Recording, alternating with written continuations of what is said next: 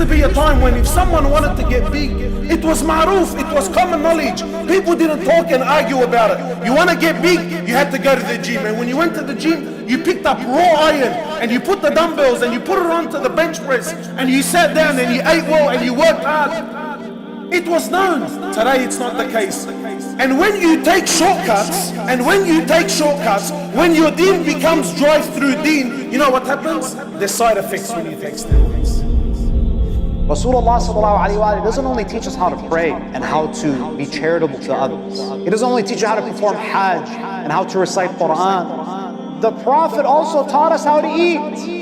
What was the Prophet's diet? Believe me, if Rasulullah were to invite us to his home, many of us would probably feel like, where's the kebab? Where's the lamb? The ahadith tell us that weeks would go by and there would be no smoke coming out of his house, meaning nothing is being cooked.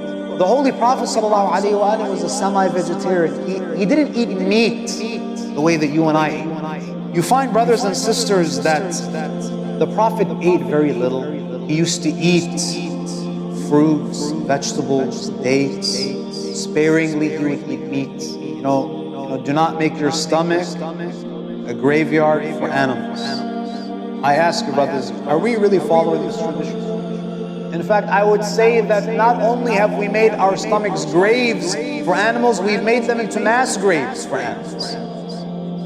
Try to eat meat maybe once a week. Once a week. Can you imagine? Some of us, I don't know if we can handle this.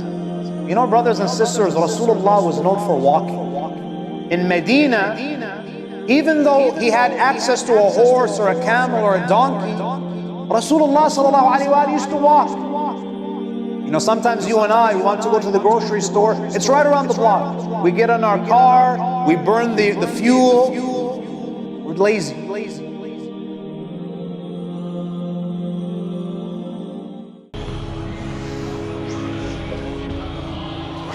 You know, alhamdulillah, but like, wallahi, I always see brothers around here like lifting weights, you know, 225 on bench, just hit this.